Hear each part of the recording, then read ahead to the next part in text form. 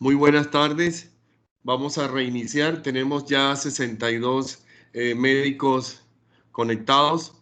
Hemos invitado a la doctora Ailín para que nos acompañe esta tarde, egresada del programa de medicina de nuestra universidad, ginecóloga, con un fellow de la FUCS, Fundación Universitaria de Ciencias de la Salud, y también vinculada a nuestra universidad más o menos desde hace un poco más de un año como profesora de nuestro programa.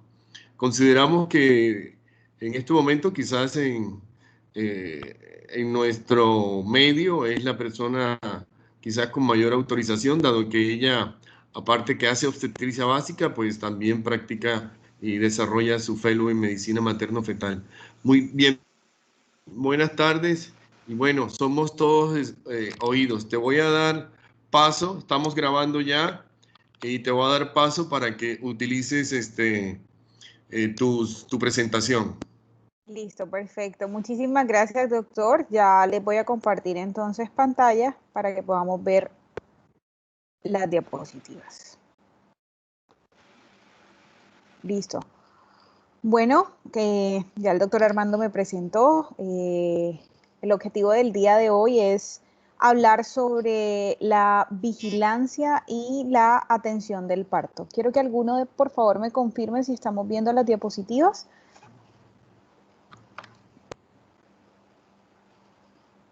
Sí, doctora. Listo, perfecto.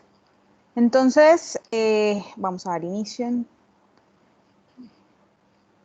Esta es la bibliografía que utilizamos para la revisión de la vigilancia y atención del parto. Como pueden ver, utilizamos pues todas las orientaciones y recomendaciones que nos da la OMS, tanto para los cuidados del parto como para el tema de conducción del trabajo de parto.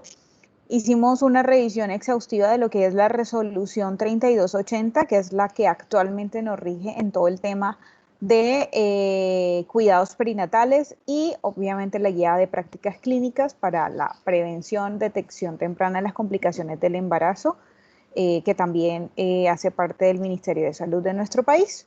Entonces, ¿qué es la atención del parto? La atención del parto interviene en muchísimos procedimientos, no solamente el acompañamiento y la asistencia por parte de nosotros como personal de salud asistente, sino también tiene que ver mucho con la participación de la familia, los acompañantes de las pacientes gestantes en lo que es el proceso fisiológico de su parto.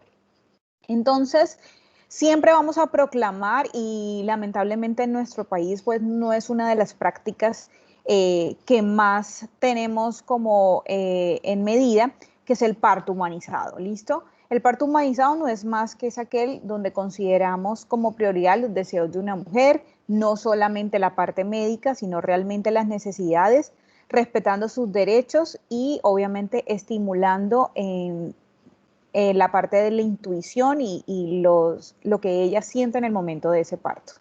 La 3280 nos dice que debemos ser respetuosos y debemos obviamente tener en cuenta las necesidades de la paciente durante el tema de su trabajo de parto y parto en sí.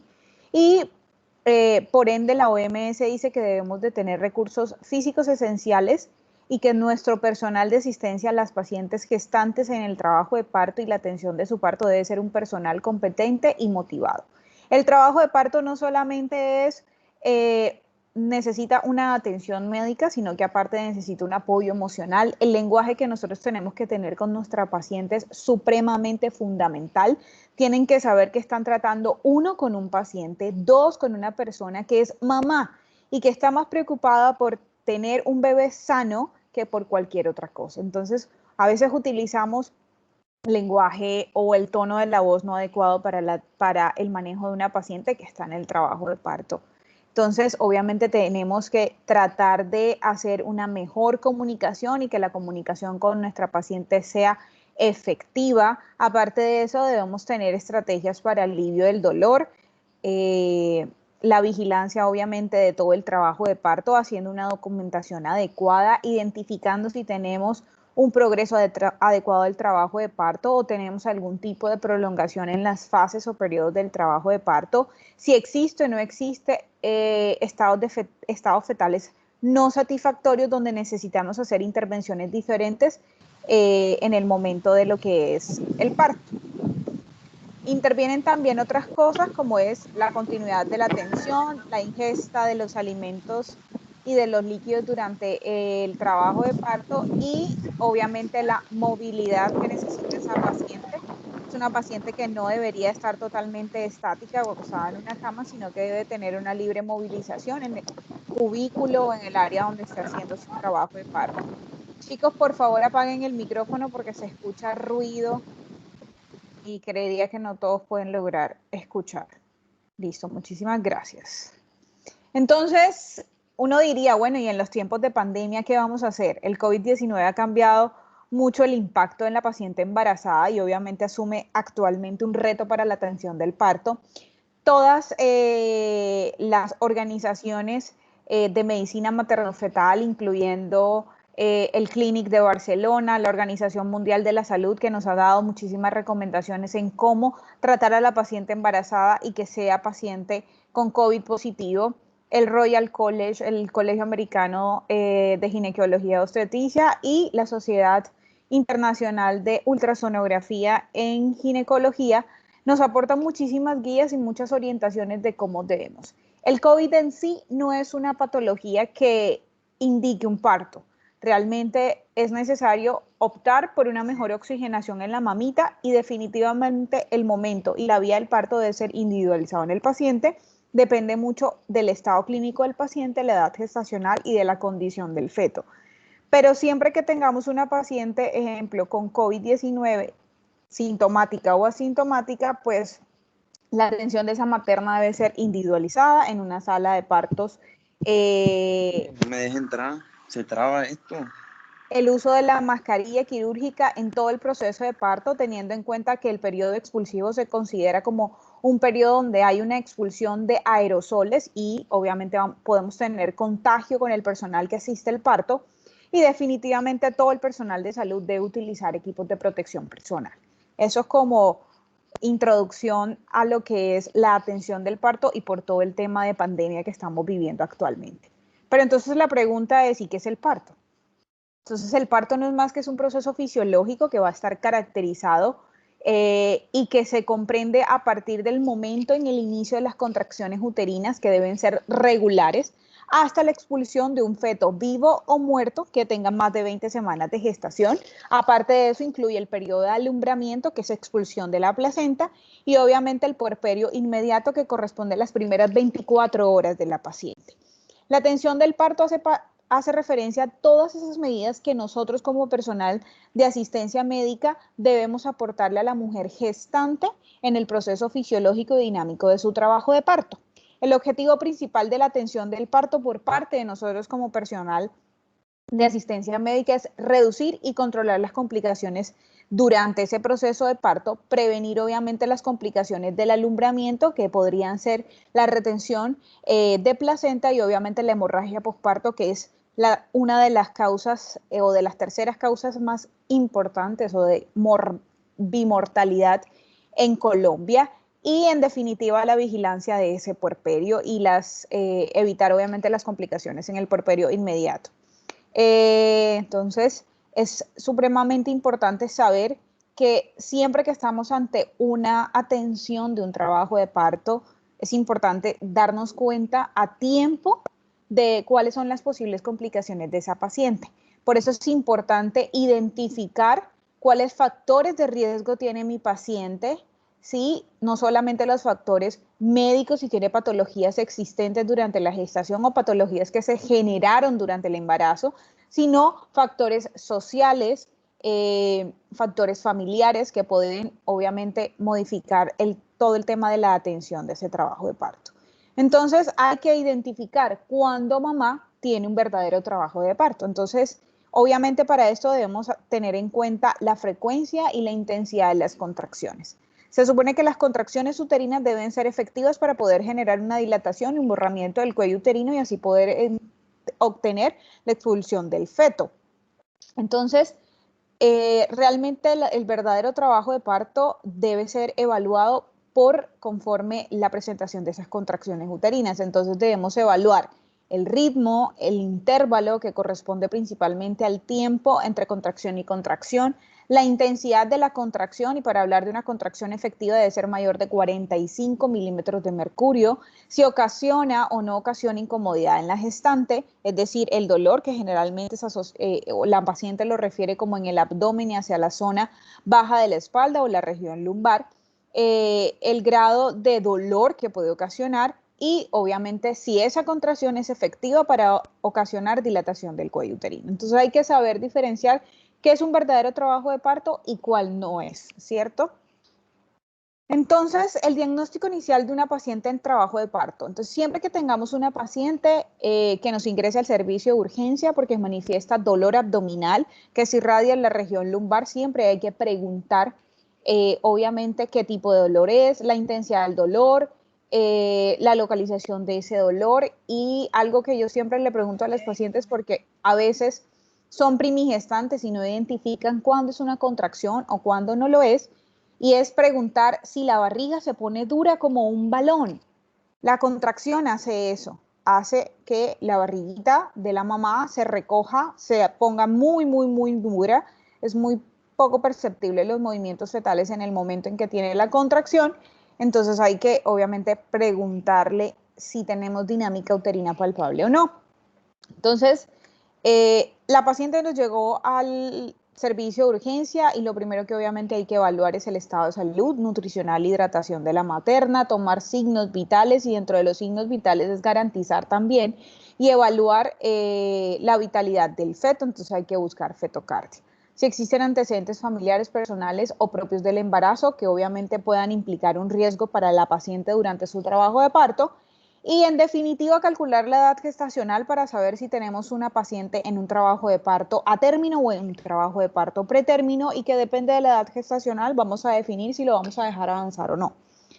Entonces, debemos siempre interrogar el momento de inicio de las contracciones, las características de las mismas, ¿cierto? El momento de ruptura de membranas, si llegó con ruptura de membranas, porque es supremamente importante teniendo en cuenta que si ya tenemos más de 6 horas, el riesgo de infección es mucho mayor. Entonces, la paciente, si va a continuar con trabajo de parto, obviamente tiene que recibir un cubrimiento antibiótico para minimizar el riesgo de sepsis temprana en el recién nacido. Y obviamente las anomalías que se pueden presentar durante el trabajo de parto. Entonces, es identificar también presentación, situación del feto, ¿ok? Y observar todas las características de la dilatación y el borramiento si estamos ante ellos. En el examen físico debemos determinar a la palpación del abdomen características y la altura de la presentación, cuáles son las características de las contracciones uterinas y en definitiva la vitalidad del feto. En el tacto vaginal debemos hacer valoración de la pelvis, es una pelvis apta o no apta para parto, y si las características de la presentación como las condiciones cervicales son buenas para hacer vigilancia o atención del parto. La ecografía, hay muchos estudios que nos hacen utilizar ecografía intraparto, y principalmente es para uno evaluar longitud del cervix, distancia de la presentación, pues obviamente hasta el introito vaginal.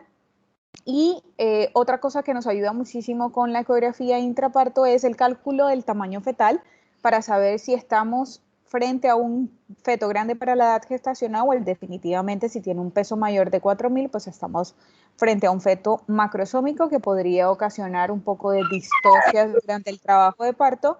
Entonces hay que también tener presente eso.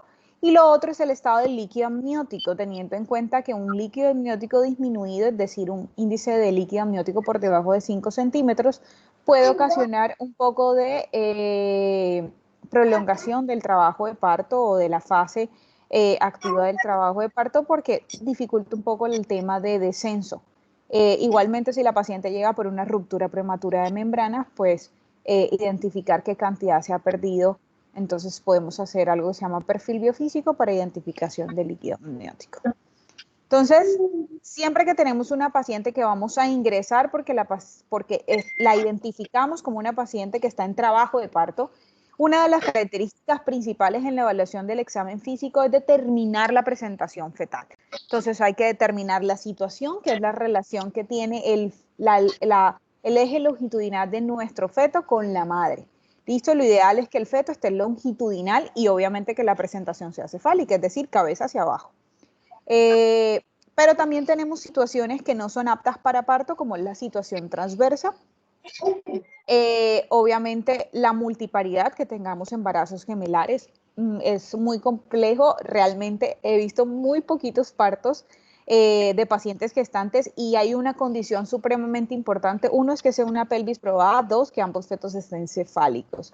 Pero realmente la mayoría de los embarazos múltiples generalmente terminan por vía alta, es decir, vía cesárea.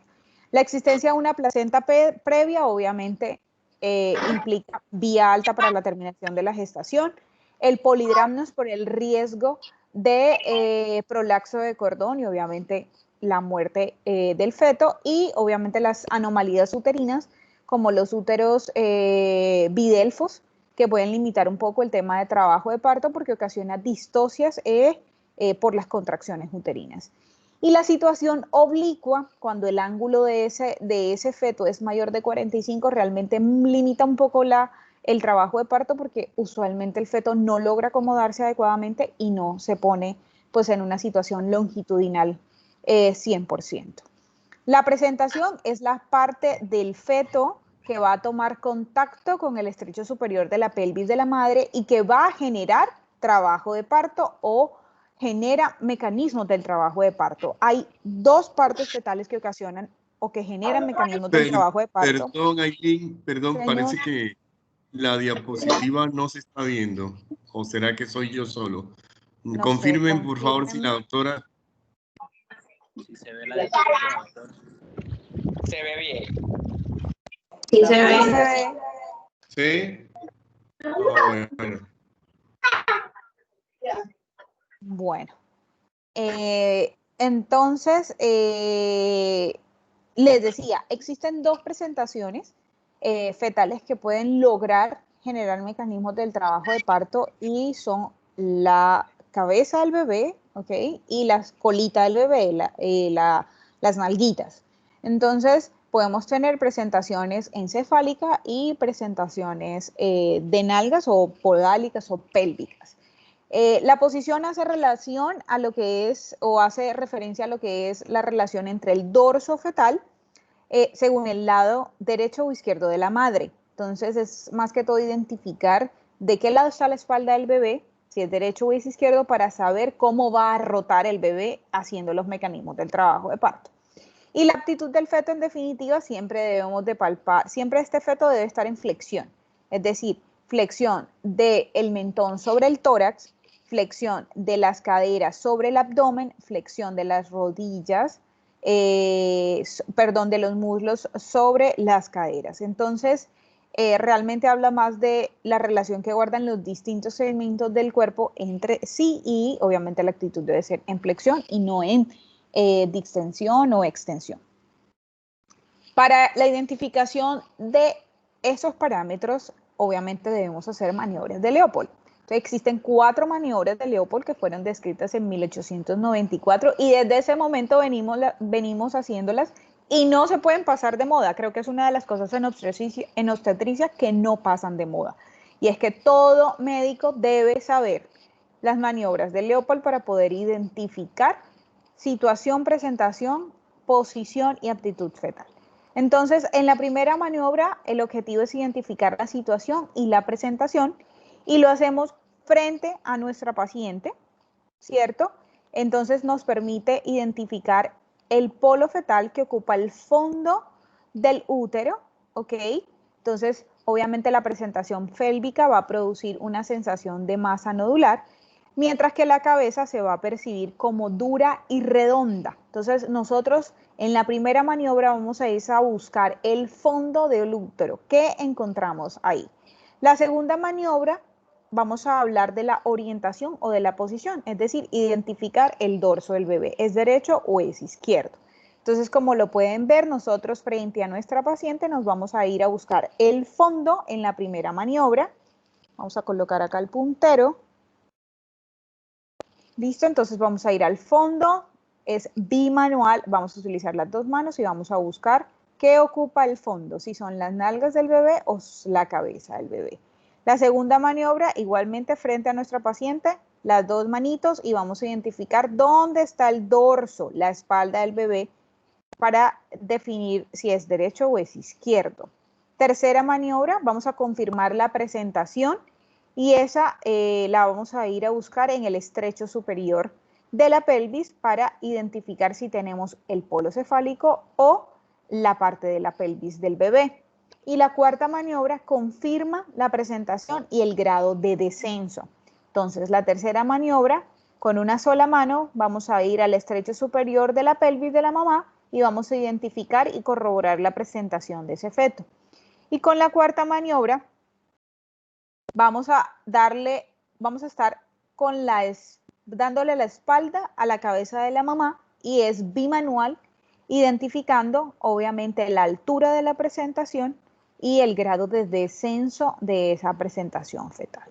Identificando eso, pues obviamente ya sabiendo dónde está el dorso, podemos confirmar la vitalidad del feto y es una de las recomendaciones que nos da la OMS en el momento de ingreso de una paciente para la atención y vigilancia de su trabajo de parto.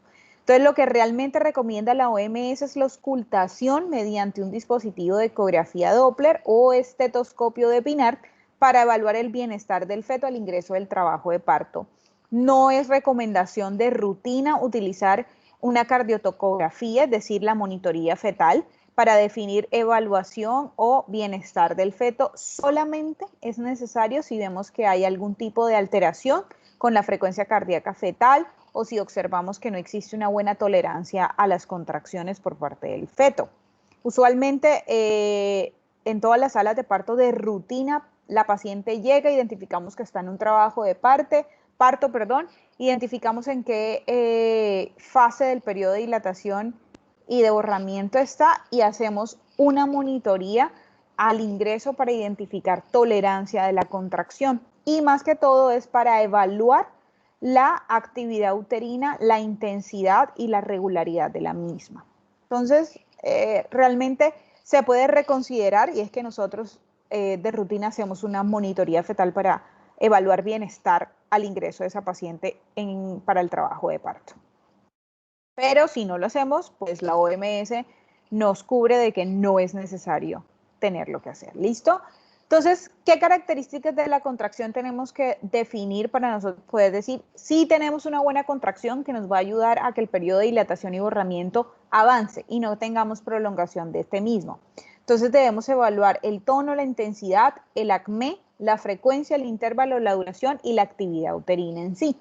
Entonces, nosotros lo podemos hacer o con el registro cardiotocográfico o en definitiva como lo hacemos todos los ginecólogos si es palpando el abdomen. Entonces, aparte de hacer las 4 maniobras de Leopold para identificación de presentación y de posición del feto, debemos hacer palpación de las contracciones uterinas. ¿Qué debemos evaluar? En 10 minutos debemos identificar cuántas contracciones dan en 10 minutos, la intensidad de la contracción, el intervalo, es decir, de contracción a contracción, cuánto tiempo existe entre cada una de ellas y la duración de cada contracción. Recordar que para hablar que estamos frente a un trabajo de parto o en una fase activa del trabajo de parto, la actividad uterina debe ser regular. Debemos de tener de 3 a 4 contracciones en 10 minutos, con un intervalo de 2 minutos cada una. ¿Listo? Con una intensidad de más de 45 milímetros de mercurio. ¿Listo? Entonces, todas estas o las características propias de la contracción se denominan como fenómenos activos del trabajo de parto. Entonces, ¿qué es el tono? El tono es la presión más baja que se registra entre dos contracciones consecutivas. El útero usualmente tiene un tono que va entre 10 y 12 milímetros de mercurio. Sobre eso nosotros vamos a contar la intensidad de esa contracción o definir cuál es el tono entre las contracciones. La intensidad es el aumento de la presión intrauterina causada por esa contracción y como ya lo había mencionado, debe ser mayor de 45 milímetros de mercurio. El acmé es la cumbre de la contracción, listo, la punta de esa contracción, y es para saber eso, definir qué tan intensa es y hasta dónde llega, ¿cierto? La frecuencia es obviamente cuántas contracciones tenemos en el registro de 10 minutos y vamos a tener el intervalo, que es el tiempo que transcurre entre contracción y contracción, y este debería ser más o menos de 2 minutos. Si tenemos menos tiempo, podríamos tener mayores contracciones en esos 10 minutos y podríamos hablar de una distocia dinámica porque podemos tener taquisistolia, ¿listo? Que es el aumento de las contracciones en esos 10 minutos de registro. Y la duración, que es el tiempo en segundos que dura una contracción y debería ser más o menos de 1 minuto. Entonces, ¿cuáles son, aparte de nosotros hacer obviamente el examen abdominal para identificar presentación del feto, situación del feto y posición del feto, evaluar la dinámica uterina, ¿cierto? Debemos evaluar también las características del tacto vaginal. Entonces, el tacto vaginal tiene 4 objetivos en la paciente que vamos nosotros a ingresar porque está en trabajo de parto. Y uno es corroborar la presentación fetal, ¿cierto? No solamente ya lo hicimos con el examen abdominal y vamos con el tacto a corroborar realmente que la presentación que estamos identificando sea, en este caso, la cabeza del feto para poder dejar avanzar un trabajo de parto. Definir obviamente la variedad de la presentación en el caso de ser una presentación de vértice y se reconoce mediante la palpación de las suturas y fontanelas de la cabeza fetal. La presentación en cara y la presentación pélvica se identifican obviamente por la palpación de las estructuras faciales y de las espinas sacras respectivamente.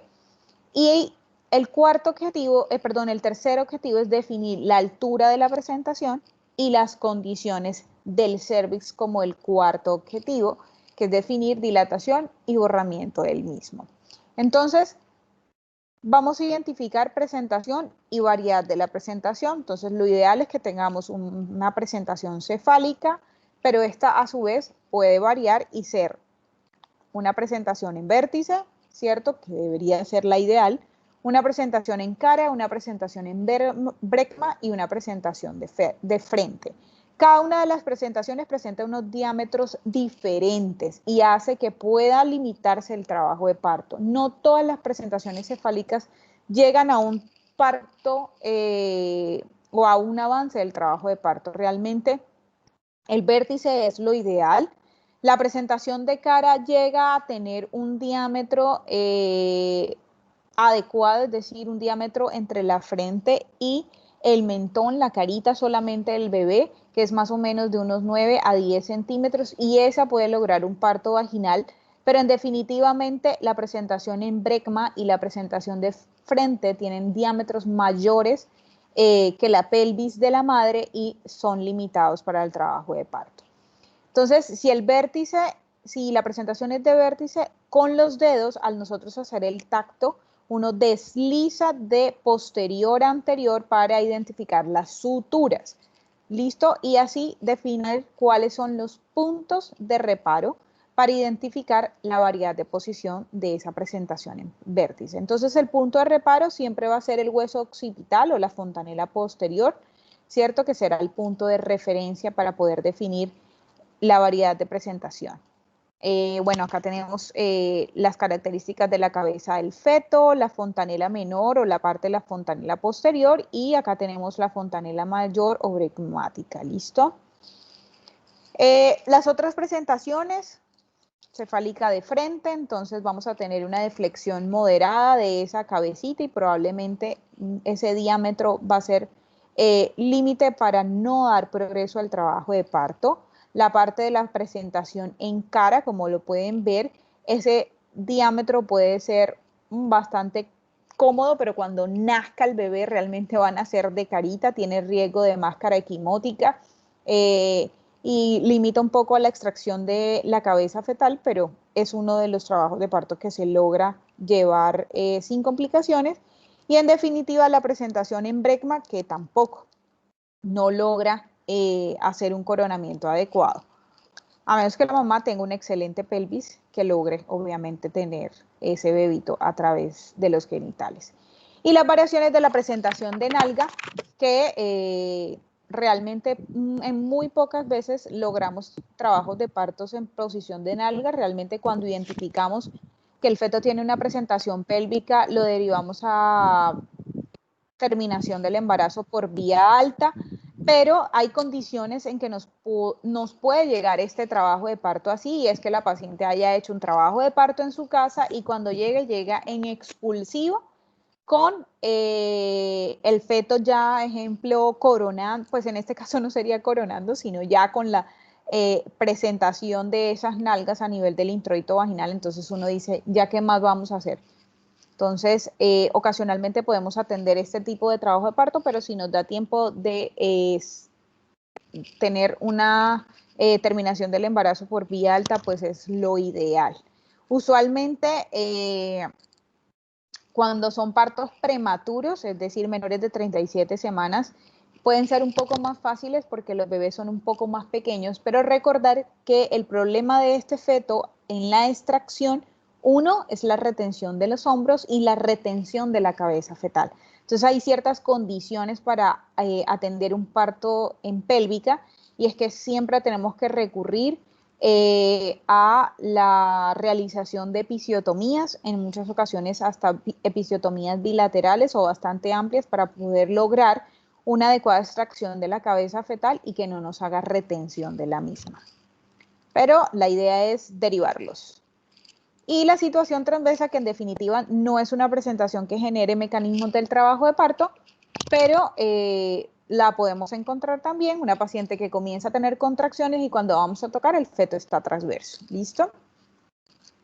Entonces, el segundo objetivo es la identificación del descenso o la altura de la placentación. Para eso nosotros utilizamos dos tipos de escala. Una que son los planos de Hope y la otra son los planos de Delis. ¿Listo?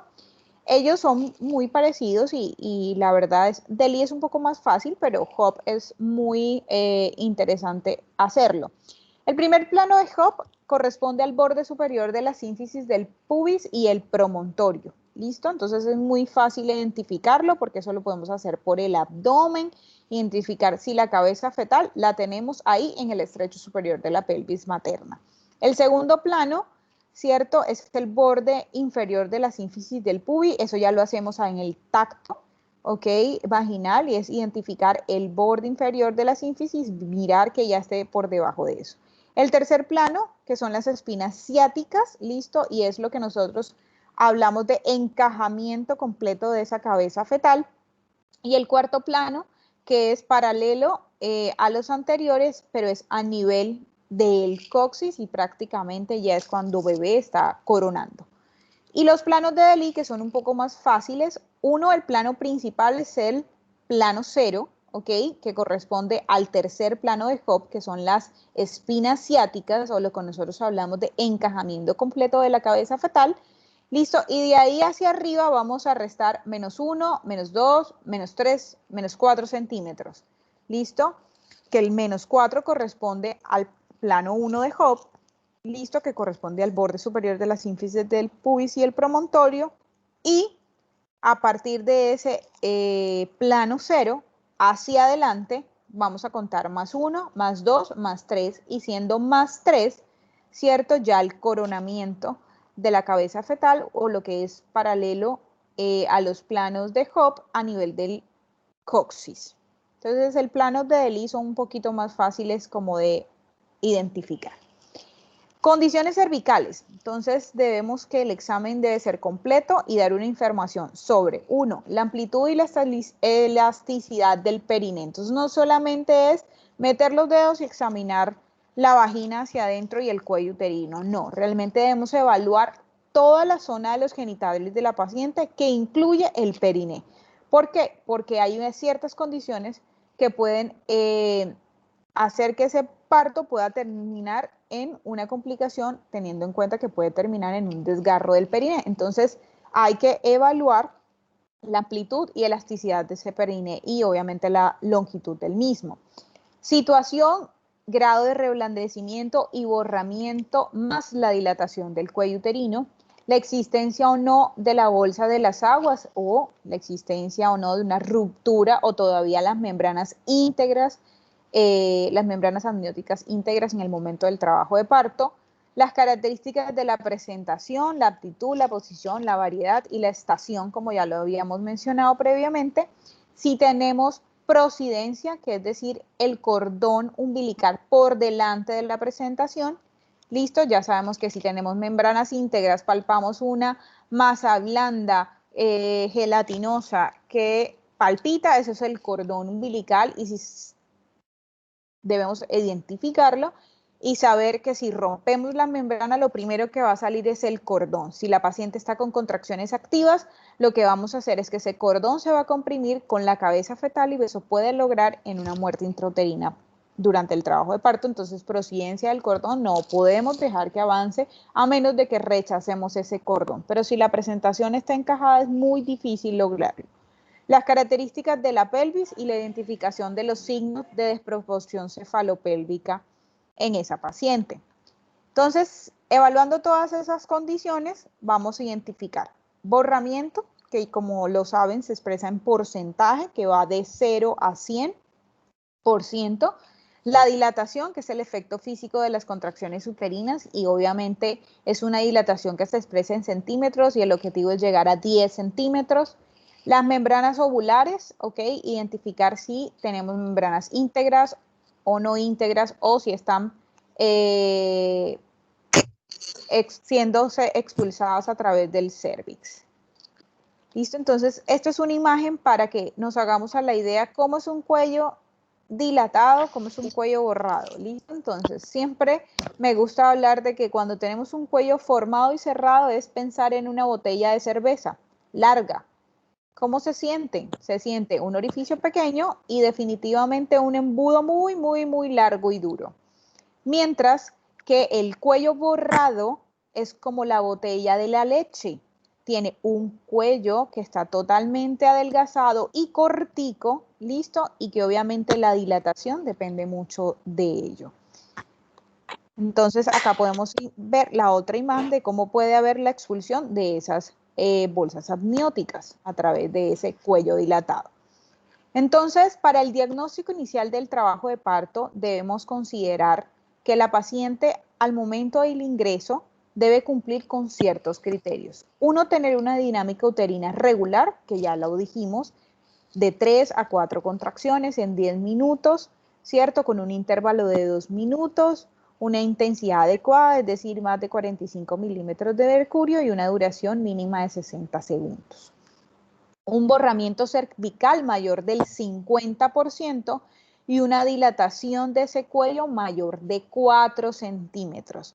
Entonces, la OMS dice, el criterio para el ingreso a sala de partos es que la paciente embarazada con trabajo de parto espontáneo, recomendamos, ¿cierto?, que esté en el periodo de dilatación activa, únicamente para el ingreso de esa paciente. La paciente que no tiene estas 3 características, se le deben de dar recomendaciones, signos de alarma y se le tiene que decir que debe regresar al hospital cuando ocurran esos cambios, es decir, de tener dinámica uterina regular o que ella note que podemos tener características adicionales, que son, 1, un sangrado genital, la presentación de amniorrea, es decir, ruptura de las membranas, disminución de la percepción de los movimientos fetales, signos de vasoespasmos como lo es la epigastralgia, la visión borrosa, los fosfenos, el tinnitus y la cefalea intensa.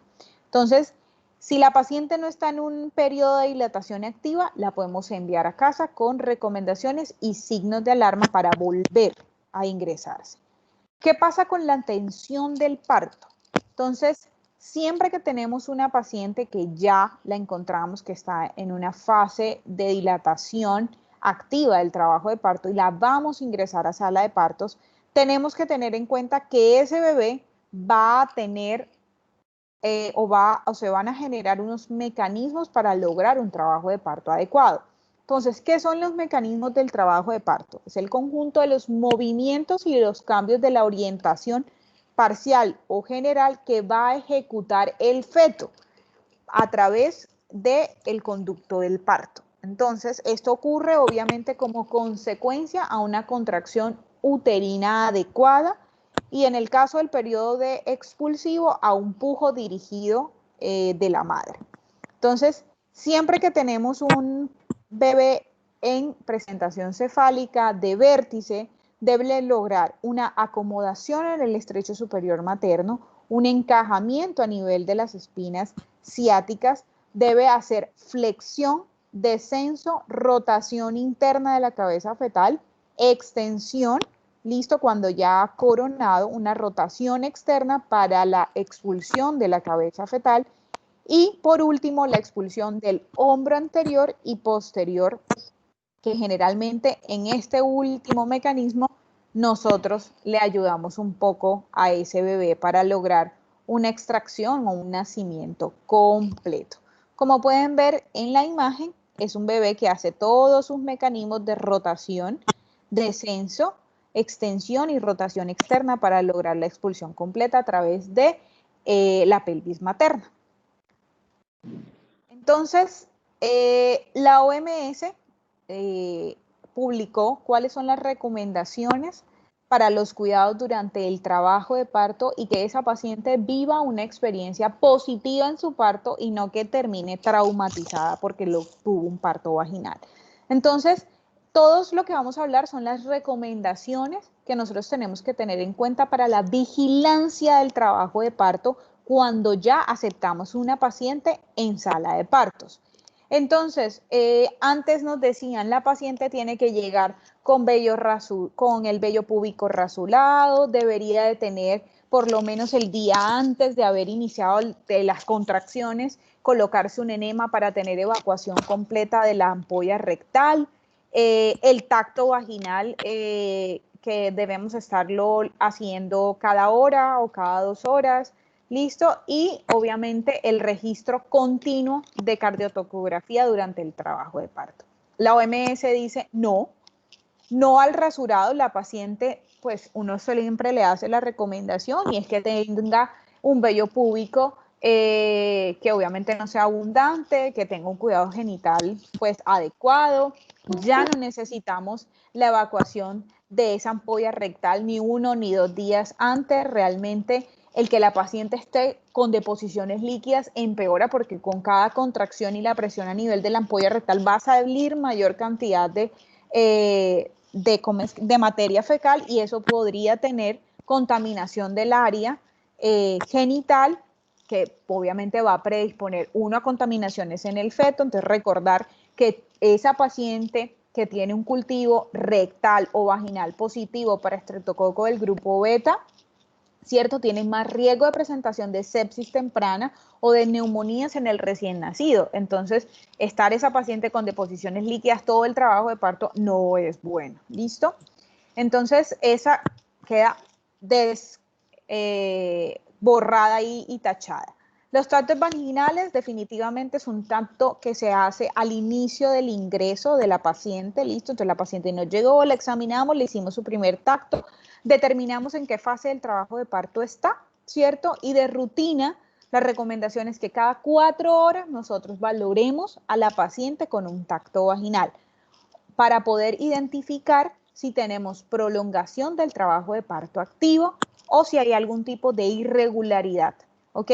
Pero si la paciente, ejemplo, se queja de demasiado dolor, las contracciones aumentan durante el periodo de nosotros estamos vigilando, vemos que el partograma, vemos que la intensidad del dolor aumenta, entonces obviamente tiene criterios de que hagamos una valoración que se sale de lo que es rutinario para ella, ¿listo?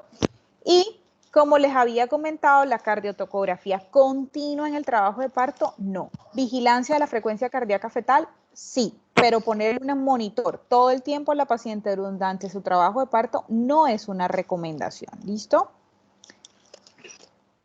Entonces, como les había dicho, no es recomendación de la tocografía continua, pero sí por protocolo de todas las salas de parto, la paciente debe llegar y debe tener un registro cardiotocográfico de ingreso para evaluar cómo el paciente o cómo ese bebé está tolerando las contracciones y evaluar definitivamente la actividad uterina, es decir, las características de las contracciones de esa paciente.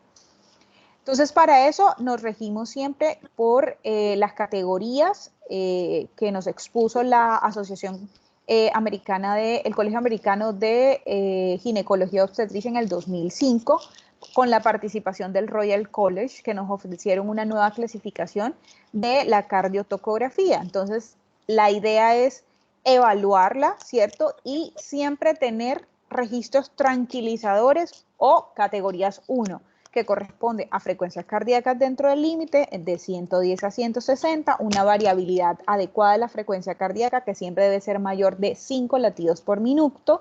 No debemos encontrar desaceleraciones y definitivamente las aceleraciones deben de estar presentes. Los registros no tranquilizadores y definitivamente anormales son aquellos que se salen del parámetro de esa categoría número 1.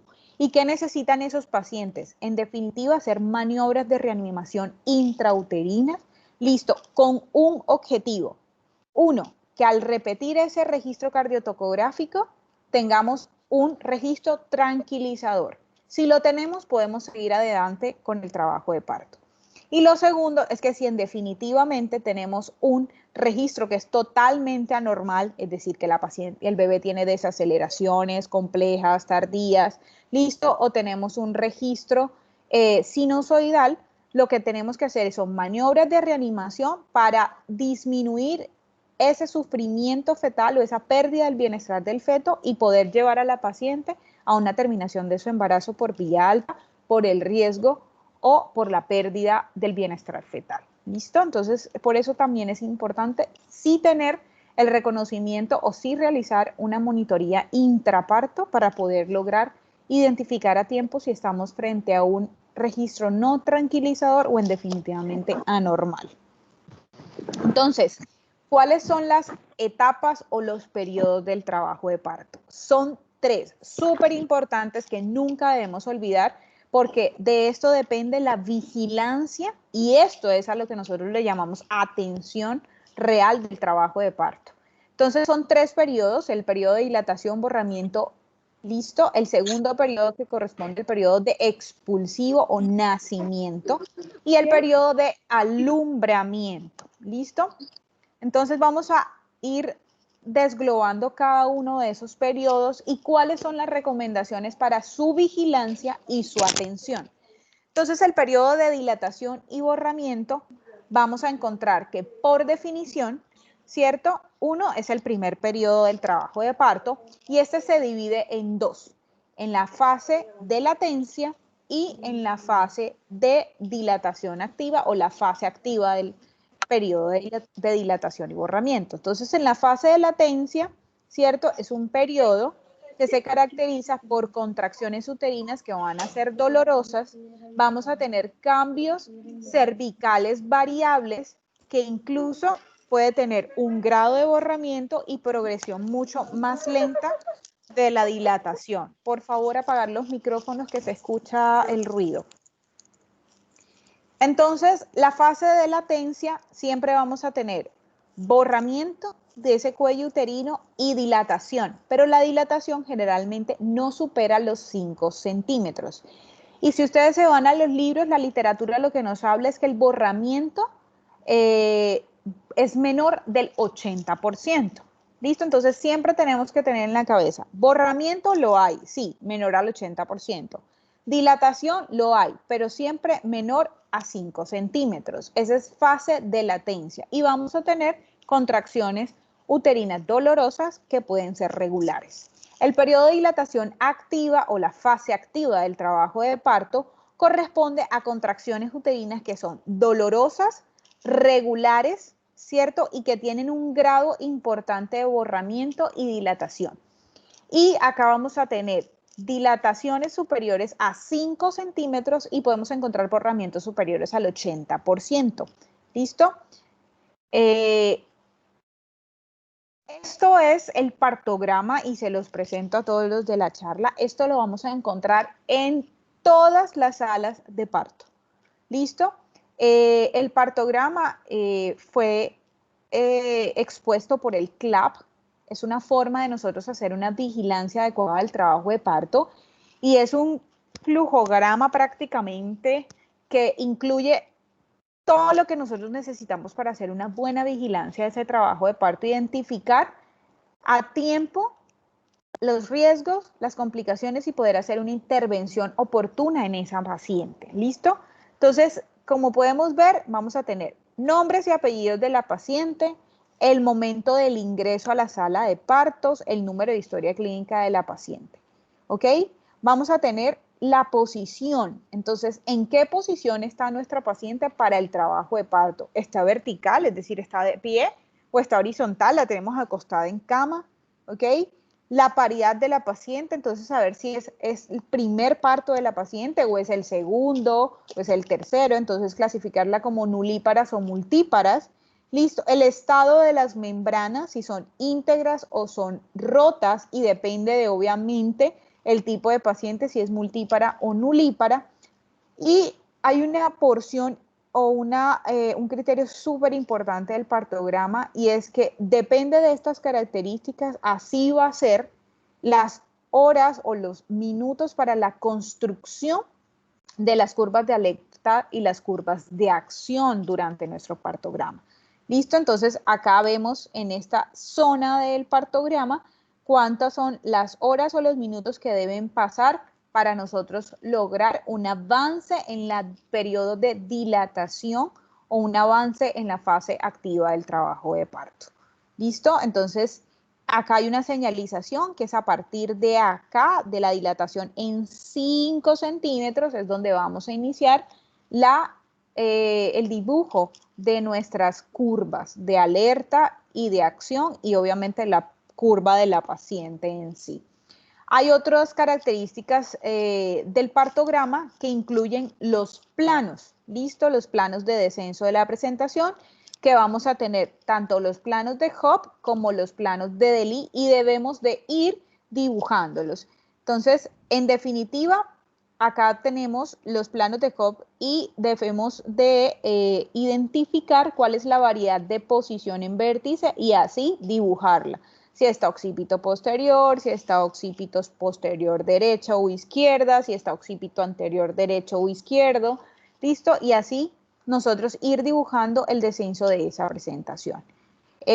Obviamente la dilatación cervical, si la paciente está con membranas rotas o le hicimos una ruptura artificial de las membranas, también tenemos que anotarlo con unas iniciales que están acá. ¿Listo? Y ejemplo, si la paciente arrancó con membranas íntegras y de pronto en la dilatación A8 hizo la ruptura espontánea de las membranas, debemos anotarlo porque la curva de alerta cambia cuando tenemos ruptura de las membranas. ¿Ok? Obviamente, en la parte de abajo vamos a tener el registro por hora. ¿Listo? Y el registro por hora significa que nosotros debemos evaluar hora a hora los signos vitales de nuestra paciente, la posición que tiene nuestra paciente, ¿listo? Y vigilar la frecuencia cardíaca fetal, la dinámica uterina, la duración de las contracciones, la regularidad de las contracciones, es decir, la frecuencia de la contracción, y en definitiva, ¿dónde localiza la paciente el dolor? ¿Listo? Y obviamente en este lado del partograma nos dice cuánto es la frecuencia cardíaca, qué posición materna tiene, y nosotros lo vamos a ir anotando. El que la recomendación sea que el tacto vaginal sea cada 4 horas, no dice que cada 4 horas vamos a hacer el registro de los signos vitales de la mamá. No. La vigilancia del trabajo de parto va horario para los signos vitales maternos y frecuencia cardíaca fetal, más las dinámicas uterinas de la paciente. Que cada 4 horas hagamos un tacto para evaluar progresión del trabajo de parto es otra cosa, ¿listo? Pero vigilancia del trabajo de parto es horario y por eso utilizamos el partograma. Entonces, la resolución 3280 nos dice diligenciar los partogramas a todas las usuarias. Entonces, en el partograma vamos a registrar, como ya les había dicho, posición materna, signos vitales, frecuencia cardíaca fetal, dilatación y borramiento, la estación, el estado de las membranas, la variedad de posición, la duración y la intensidad de las contracciones uterinas, y si tenemos métodos para el alivio del dolor durante el trabajo de parto. Debemos auscultar la frecuencia cardíaca fetal en reposo y luego de finalizada la contracción de manera intermitente. Y cada medición de la frecuencia cardíaca fetal debe tomarse durante 5 minutos, durante 1 minuto completo, cada 30 minutos durante la fase activa del trabajo de parto. La resolución 3280 es un poco más exigente y dice que cada 30 minutos nosotros debemos escuchar la frecuencia cardíaca fetal. ¿Listo? Y cada 5 minutos durante el segundo periodo, que es el periodo de expulsivo. ¿Listo? Para identificar si tenemos pérdida del bienestar fetal o que tenemos cero tolerancia a esa contracción para poder acortar ese periodo de expulsivo, si necesitamos utilizar instrumentos como son las espátulas o los forceps, ¿listo? O en definitiva, la utilización de la episiotomía para poder hacer un acortamiento o maniobras como Christeller, que ya poco las usamos porque ocasiona muchísimo traumatismo durante el periodo expulsivo, ¿listo? Pero son maniobras y son medidas que nosotros en muchas ocasiones hemos utilizado y utilizaremos, ¿listo? Para hacer acortamientos de ese periodo expulsivo, pero debemos de tener obviamente una vigilancia muy activa de ese periodo, principalmente de la frecuencia cardíaca de nuestro bebé. Con todos estos parámetros pues obviamente el objetivo en el partograma es trazar la curva de alerta y trazar la curva de acción.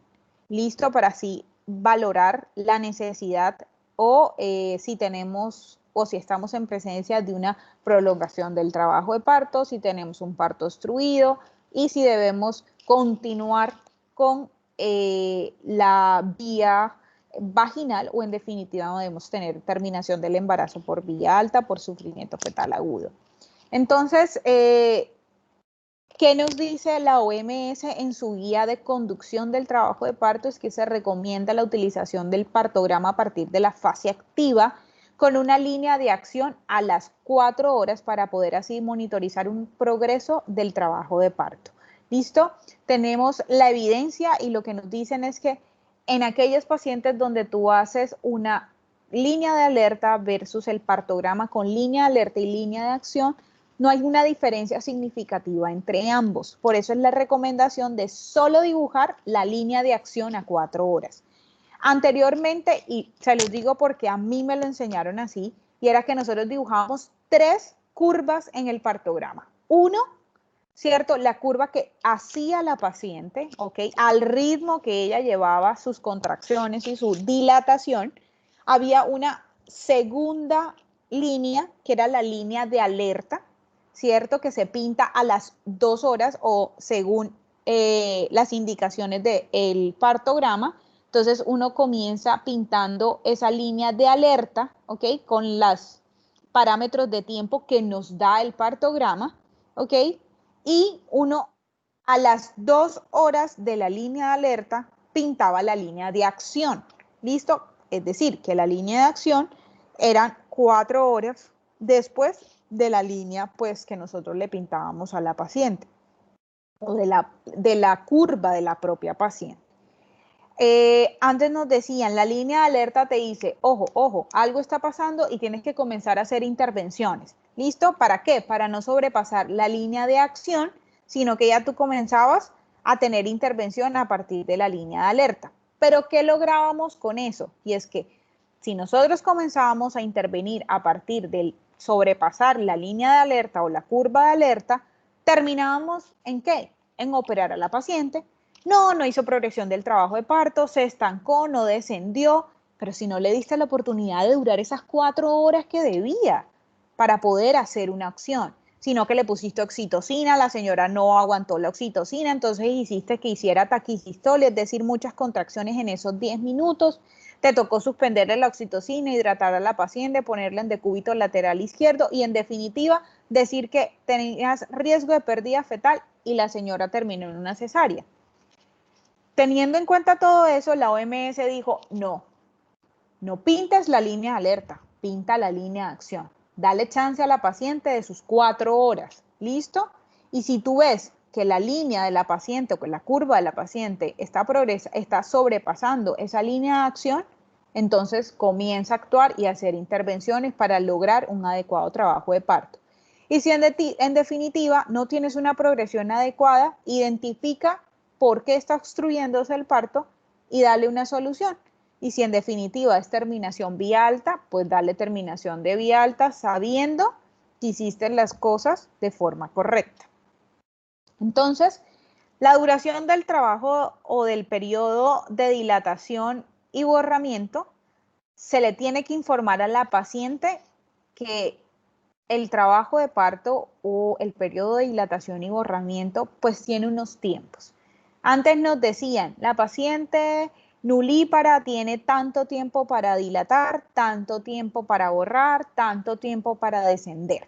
Hoy día la OMS te dice, si la paciente no ha tenido bebés y es su primer parto, ¿cierto? La duración de la fase activa del periodo de dilatación activo, ¿cierto? Es a partir de 5 centímetros hasta una dilatación completa del cuello, es decir, 10 centímetros, y esta no debe excederse de 12 horas en los primeros partos. Ya en los partos subsecuentes no debe exceder más de 10 horas, ¿cierto? Porque generalmente es una paciente que ya vivió la experiencia, el parto es un poco más corto. Y dijo, ya no tengamos en cuenta, uno, los tiempos que nos enseñaban antes, ¿cierto? Y es que era, uno, la velocidad de dilatación, según si era nulípara o multípara, que nos decían que la dilatación del cuello uterino era de 1 centímetro por hora en la fase activa del periodo, ¿cierto? O la velocidad mínima de dilatación debería ser 1 centímetro y en la paciente que era multigestante debería ser de 1 a 2 centímetros. Y también nos hablaban de el descenso de la presentación, que la presentación en el caso de la paciente nulípara debía ser de 1 centímetro, 1.2 centímetros, perdón, y la paciente multípara debería tener un descenso de la presentación de 1.5 centímetros. Ese tiempo realmente fue reevaluado y solamente debemos pues acatarnos a la recomendación de no exceder 12 horas en la nulípara, no exceder 10 horas en la paciente multípara en la fase activa del trabajo de parto. Entonces, como sabemos, no es recomendado. Le ponemos una X gigante para decir que ya no lo recomendamos. Y definitivamente el tacto vaginal, que la recomendación es hacerlo en un intervalo de cada 4 horas para la valoración de rutina e identificación de la prolongación del trabajo de parto activo. ¿Cuáles son las observaciones referente a esta recomendación de la Organización Mundial de la Salud? Y es que, en definitiva, el nosotros hacer tactos más seguidos podemos entrar en hacer cosas no tan buenas para esa paciente. Los tactos seguidos, uno, predisponen en el caso de la paciente con membranas rotas a mayor contaminación de ese líquido y de las membranas, ¿ok? Entonces exponemos al feto a un mayor riesgo de contaminación con las bacterias propias de la vagina y lo exponemos a un riesgo de sepsis temprana o sepsis tardía, ¿listo? Pues más la temprana que la tardía. Dos, y es que los tactos seguidos pueden ocasionar edema de los tejidos blandos, tanto de la vagina como del cuello. Entonces podemos hacer que tengamos edema cervical o edema vulvar, que son limitantes en el momento del periodo de expulsivo o que pueden obstruir completamente la parte del trabajo de parto. ¿Listo? Y terminar el bebé, terminar la mamá, perdón, en cesárea por una obstrucción por edema de los tejidos blandos.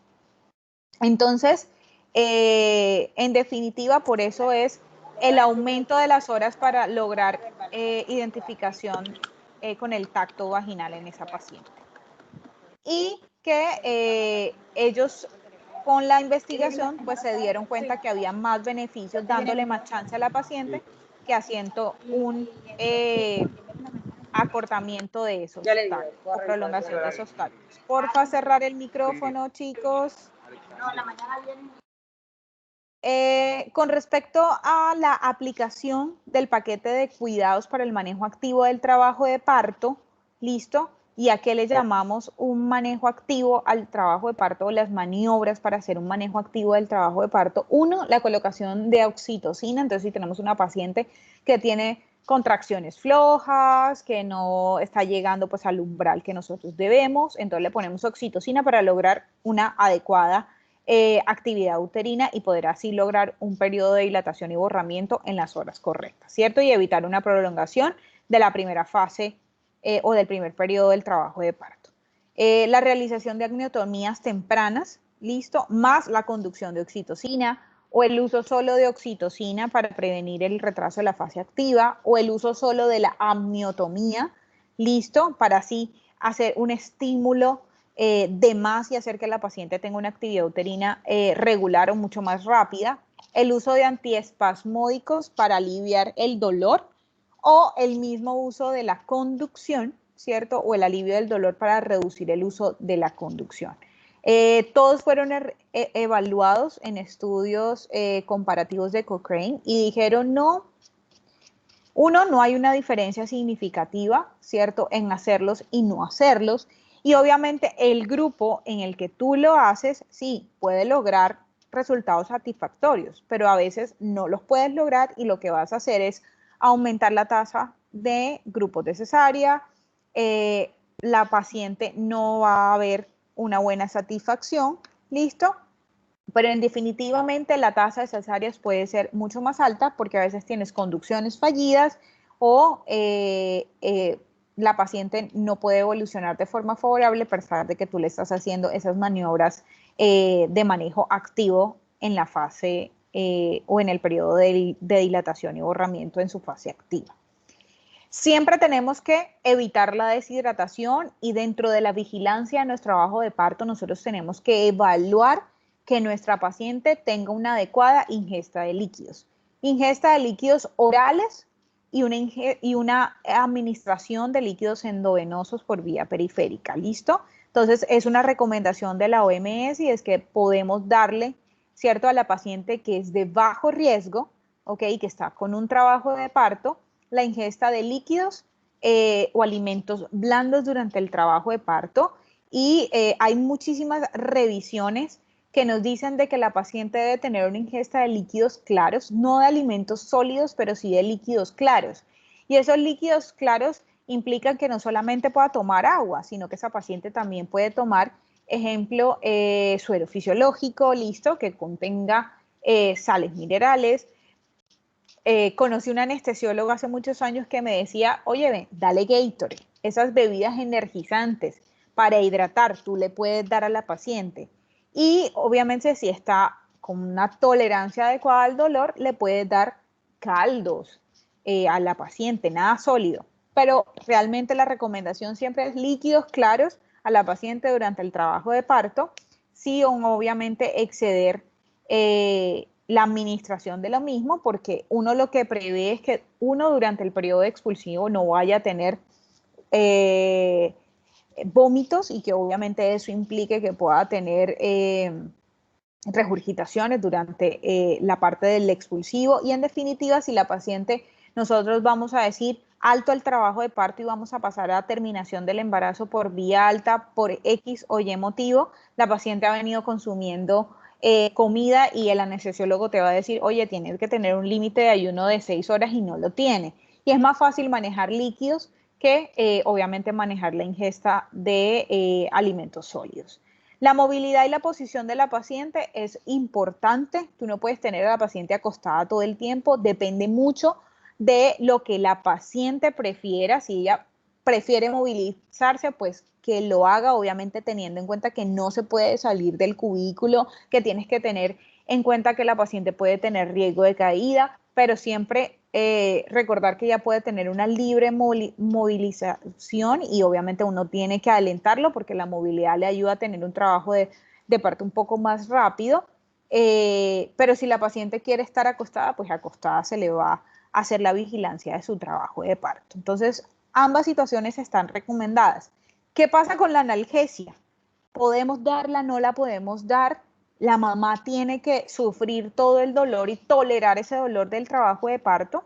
Pues la verdad es que la resolución 3280 y la Organización Mundial de la Salud dice que la paciente tiene derecho a recibir métodos eficaces y seguros para el alivio del dolor, es decir, parto sin dolor. Y la paciente, según sus opciones y según su decisión, puede optar, 1, por la anestesia peridural, 2, por el uso de opioides, siempre y cuando se puedan administrar, la paciente no tenga reacciones adversas a esos medicamentos. Podemos utilizar técnicas de relajación, que incluyen la relajación muscular progresiva, el uso de la respiración, la utilización de música y la meditación de atención plena. ¿Ok? La paciente que obviamente haya hecho su curso psicoprofiláctico, que es súper importante, porque ahí les van a enseñar esas técnicas de relajación durante el periodo de dilatación activo, durante el trabajo de parto. Y las técnicas manuales para alivio del dolor, que pueden ser los masajes o la aplicación de compresas tibias en el abdomen o en la zona de la región lumbar, ¿cierto? Para minimizar ese dolor. Pero definitivamente es un derecho que la paciente tenga alivio del dolor durante su trabajo de parto. Entonces, teniendo claro eso, ¿cierto? ¿Cómo debemos hacer una vigilancia de ese periodo de dilatación y borramiento? Cuando la paciente llega a un 100% de borramiento y a los 10 centímetros, ¿cierto?, de dilatación, con un descenso adecuado de la presentación, ¿ok? Entonces, llegando al plano +4 de Deli o al plano 4 del plano de Hope, ¿listo? Es decir, la paciente se encajó el bebé y está coronando. Llegamos a lo que es el periodo de expulsivo, que es la segunda etapa del trabajo de parto, ¿cierto? O es aquella que transcurre entre el momento en que se alcanza una dilatación completa, ¿cierto? Y el momento en que se produce la expulsión del feto. El término o cuánto debería durar el periodo expulsivo. Entonces, en la literatura uno se pone a revisar y los libros nos decían, el periodo expulsivo en la paciente nulípara debe ser de 120 minutos y en la paciente multípara debe ser de 90 minutos. Entonces tú decías, tú puedes durar 1 hora y media con una paciente y con la otra 1 hora o máximo 1 hora. Entonces tú dices, la multi debe parir en 1 hora y la primi tú le puedes aguantar hasta 2 horas. La OMS y en la resolución 3280 te dicen la duración del periodo expulsivo en el primer parto puede ser de hasta 3 horas. ¿Listo? Y en los partos subsecuentes el expulsivo debe ser de 2 horas. Con una importante garantía, y es que el feto debe ser monitorizado cada 5 minutos, ¿cierto? Para evaluar frecuencia cardíaca fetal durante y terminada la contracción para identificar si ese feto tiene tolerancia adecuada a la contracción. Y si tú ves que el feto hace desaceleraciones tardías o desaceleraciones intermitentes o los DIPS tipo 3, definitivamente es un paciente que tiene riesgo de la pérdida fetal durante el periodo expulsivo y deberías hacer o un acortamiento de ese tiempo o en definitiva terminación vía alta. ¿Listo? Entonces, el periodo expulsivo tiene 2 fases, el expulsivo pasivo y el expulsivo activo. ¿Qué es el expulsivo activo?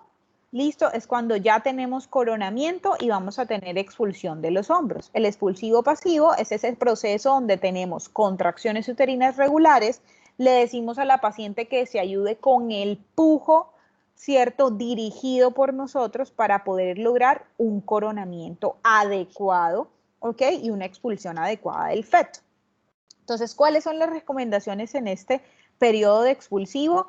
1 es estimular el pujo voluntario durante la fase activa, ¿cierto? Y definitivamente el pujo debe ser cuando la paciente tiene contracciones uterinas. Hay algo y es que cuando la paciente tiene analgesia peridural, ¿ok? Tiene una pérdida de esa percepción. Entonces a veces ella puede tener la contracción, pero no tiene deseo de pujar. La recomendación en la OMS dice que tienes que dejar que pase 1 hora, administrar líquidos endovenosos y dejar que pase 1 hora del efecto de la anestesia, de la analgesia peridural, para que la paciente pueda llegar a tener la percepción de la contracción y tú puedas hacer un pujo dirigido con esa paciente. Optar obviamente por la posición más cómoda hacia la paciente. La indicación es tener posición de litotomía.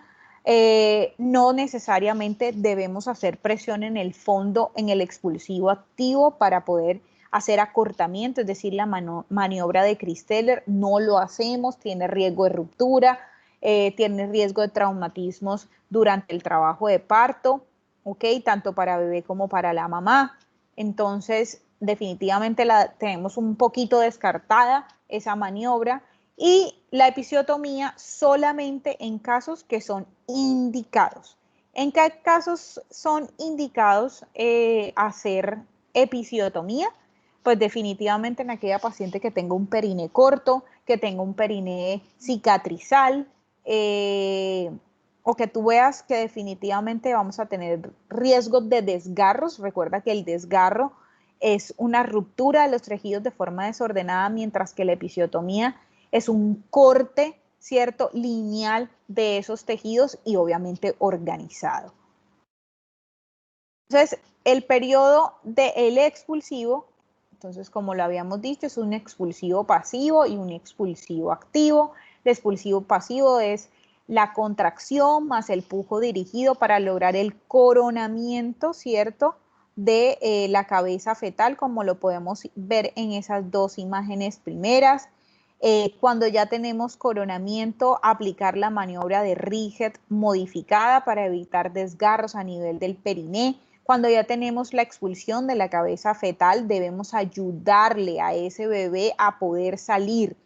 Los libros nos dicen, el parto es algo natural y se da por sí solo. El bebé hace la rotación interna, hace la rotación externa solito. Él solito lo hace, como lo podemos ver en las imágenes, ¿listo? Pero cuando ya tenemos una expulsión de la cabeza fetal, ahí sí tenemos que nosotros intervenir para ayudarlo a extraer tanto el hombro anterior como el hombro posterior y en definitiva evitar desgarros en la zona genital de la madre. La episiotomía, como les había dicho, que es la sección del perineo vaginal, ¿cierto? La podemos realizar medio lateral o mediana y el objetivo es definitivamente evitar desgarros importantes cuando tengamos el coronamiento de la cabeza, ¿cierto? Tiene sus indicaciones y es si vamos a instrumentar el parto debemos tener una episiotomía o si no vamos a ocasionar desgarro en las paredes vaginales. Periné corto menor de 4 centímetros, periné cicatrizal o antecedentes de desgarro en esa paciente tiene más riesgo de hacer desgarros en sus segundos partos también. Y en definitiva, sospecha de sufrimiento fetal en el periodo de expulsivo y tenemos que hacer acortamiento del mismo. Esa es una de las maniobras que nosotros podemos usar para hacer acortamiento de este periodo. La episiotomía no debe practicarse de forma rutinaria y esta es una imagen de cómo podemos hacerla. Aquí lo que tenemos es una episiotomía medio lateral. Uno puede escoger cualquiera de las técnicas, es decir, medio lateral o la mediana. Cada una tiene sus beneficios. La medio lateral es que si, a pesar de que no lleva pues una continuidad de los tejidos, sí vamos a tener que esta pues va a tener un trayecto diagonal, ¿listo? Y que si ocurre desgarro sobre esa episiotomía, pues no vamos a lesionar el tejido rectal o el ano, ¿listo? Mientras que la mediana sí se puede extender la comisura vulvar, ¿cierto? Hasta el ano y podemos tener compromiso de la mucosa anal o en su defecto podemos tener compromiso de la mucosa rectal y obviamente corresponde a un desgarro grado 4 que necesita una atención por especialista en ginecología y obstetricia para poder hacer su reparo, ¿listo? Siempre que vayamos a hacer una episiotomía debemos hacer infiltración del periné con lidocaína sin epinefrina y debemos saber cuándo es el momento ideal para hacer la episiotomía. No es que la señora, sí, ya está en 10, ya está con borramiento completo, pero el pujo no lo siente y la contracción no es tan buena. No, no le hagas la episiotomía porque te va a comenzar a sangrar como loca, ¿listo? Te va a limitar la visión de la zona vaginal y el bebé todavía está por allá alto, ¿listo? ¿Cuándo es el momento ideal? Cuando ya estemos coronando, como se observa en esta imagen. Ya bebé coronando, ese es el momento ideal. Y lo ideal sería es que la paciente, cuando tenga la contracción, nosotros hagamos el corte. ¿Por qué? Porque la contracción, uno, obviamente ya está sintiendo el dolor de esa contracción y lo segundo es que el periné se adelgaza muchísimo a la fuerza que ella hace con cada contracción. Entonces, el corte es un poco más limpio al momento de que lo vayamos a realizar. Y después de hacer una episiotomía, lograr un nacimiento adecuado, una extracción adecuada del alumbramiento, ¿cierto? Que es la extracción de la placenta, pues debemos hacer una corrección de esa episiotomía con una episiorrafia, que es la técnica para la sutura de ese corte que nosotros hicimos. Siempre debemos cerrar la mucosa vaginal con puntos continuos cruzados, comenzándolo en el ángulo de la misma, y obviamente debemos hacer piel de forma absorbible. Los puntos no deberían ser cruzados porque podemos tener riesgo de necrosis del tejido a nivel de la piel del introito. Entonces, esto es como un corte de una episiotomía mediana. Siempre debemos comenzar en el ángulo de esa mucosa vaginal. Debemos siempre suturar planos de profundo a superficial, ¿ok? Para lograr un cierre adecuado y evitar que se nos formen hematomas expansibles en vagina, ¿ok? Entonces, siempre planos profundos. Generalmente, si vemos que la hicimos muy profunda o hubo un desgarro sobre la episiotomía, hacerlo con puntos separados, cruzados, de planos profundos hasta planos superficiales, y los superficiales sí ya los podemos hacer continuos cruzados sin problema, ¿ok? Y obviamente no solamente el cierre de la mucosa, sino también el cierre de la zona del periné. Y la piel, pues lo podemos hacer con puntos separados, como lo podemos observar acá, o con puntos que no se vean en la parte de la piel de la paciente. Lo más importante que ustedes tienen que saber es que la zona de vagina y la mucosa vaginal es un tejido supremamente agradecido, cicatriza bien, listo, y se recupera muy rápido. Siempre que tengamos que hacer la sutura de una episiotomía o en su defecto la corrección de un desgarro, corroborar la integridad del ano y corroborar la integridad de la mucosa recta, ¿listo? Y de esa forma también identificar que no se estén formando hematomas a nivel de la pared vaginal posterior. Una vez que se realizó el nacimiento, ¿cierto? Se debe permitir inmediatamente el contacto piel a piel entre la madre y el recién nacido, y es cuando nosotros debemos hacer la ligadura del cordón umbilical. La recomendación de la Organización Mundial de la Salud es que hagamos un pinzamiento tardío del cordón. Por lo menos debemos de esperar 1 minuto después del nacimiento, ¿cierto? Eso ha demostrado que tenemos mejores resultados en la salud y en la nutrición, tanto para la madre como el bebé, ¿ok? Y hay momentos o hay criterios para nosotros decir, ya podemos hacer ligadura del cordón, y es 1, la interrupción del latido del cordón umbilical. Entonces, siempre que demos el nacimiento, uno toca con los deditos, ¿cierto? A través de los guantes, el latido del cordón. Cuando deje latir, nosotros podemos proceder al corte del cordón. La disminución de la ingurgitación en la vena umbilical, la satisfactoria perfusión de la piel del recién nacido, y eso se debe realizar más o menos entre el segundo y el tercer minuto después que nació bebé. Entonces acá hay una fotografía donde podemos observar, debemos colocar 2 pinzas, ¿cierto? Debe haber una distancia entre ellas más o menos de 2 centímetros, de unos 3 a 4 centímetros, perdón, y la distancia entre la pinza más cercana a la inserción del cordón sobre bebé, ¿cierto? Y el clap que tú vas a colocar para hacer el corte debe ser más o menos de 2 centímetros. ¿Cuándo debemos hacer pinzamiento inmediato del cordón?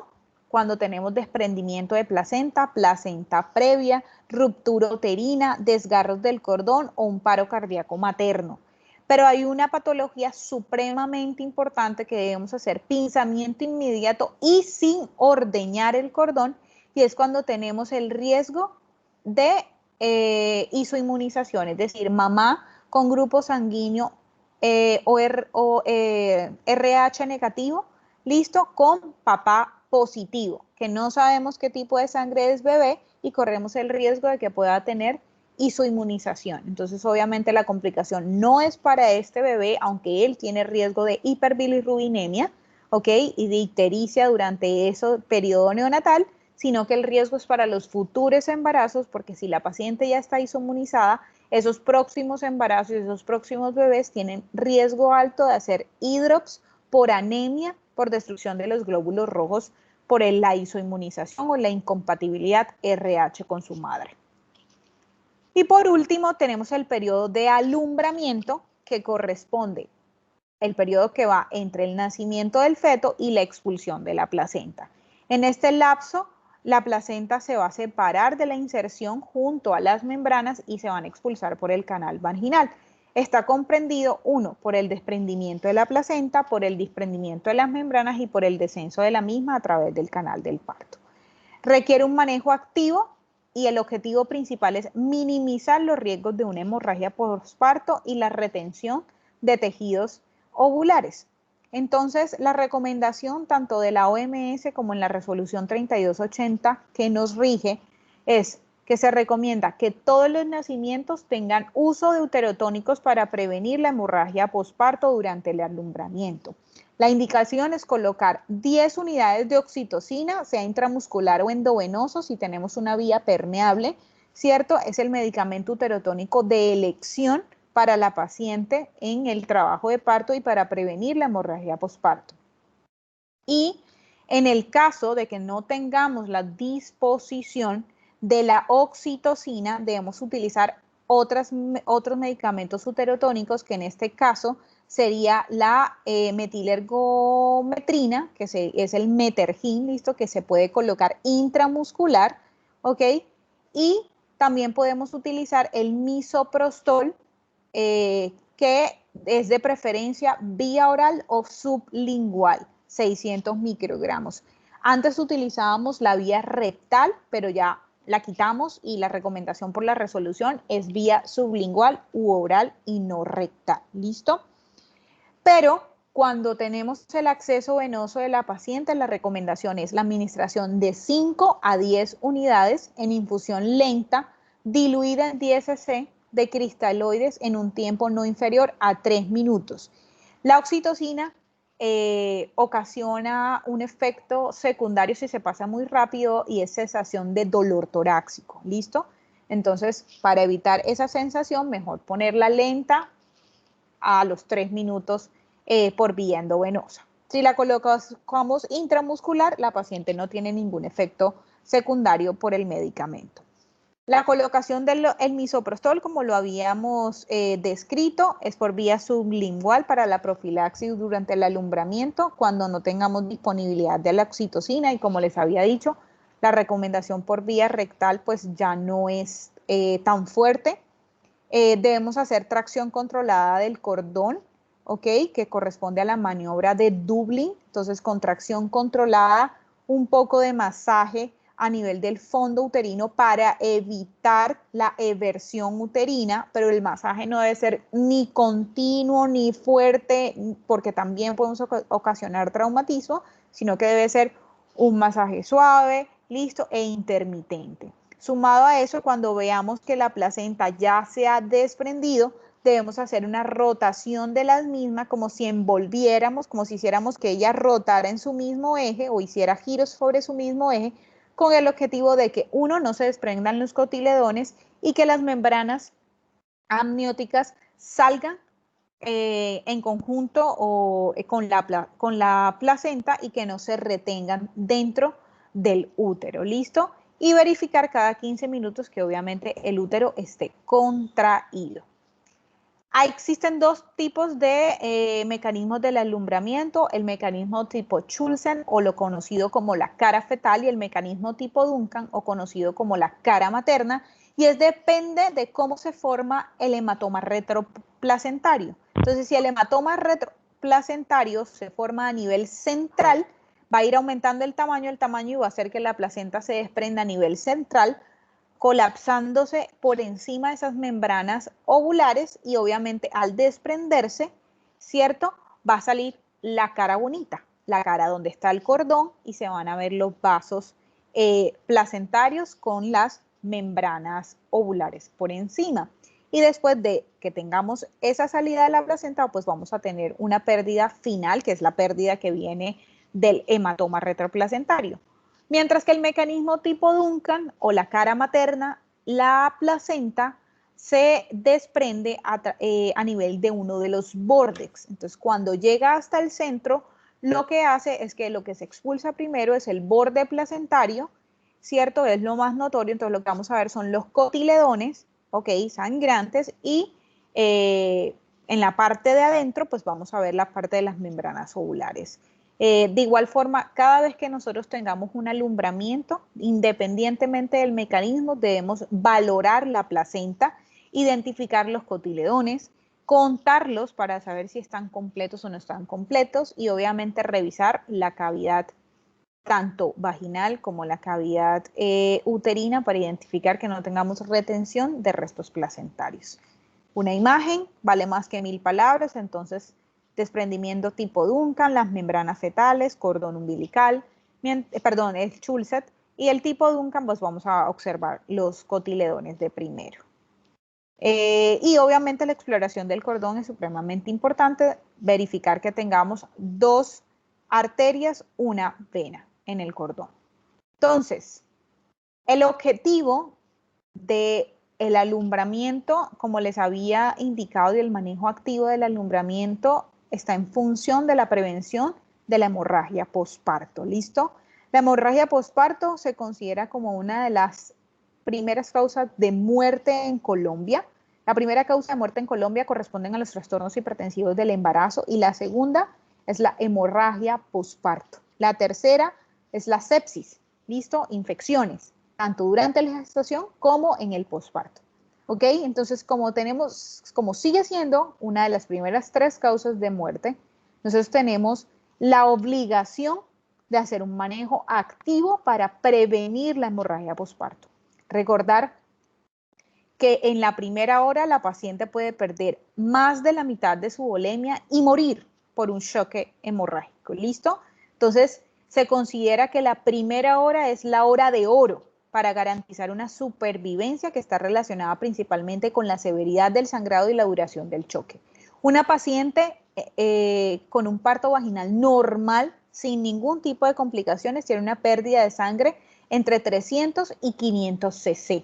Si la paciente tiene una pérdida sanguínea por encima de 500 cc, podemos tener alteración de los signos vitales del paciente. Por eso es súper importante que durante el periodo de alumbramiento y los minutos posteriores al alumbramiento debemos hacer vigilancia de las constantes vitales para identificar si la paciente tiene o no tiene hemorragia posparto o riesgo de la hemorragia posparto. ¿Listo?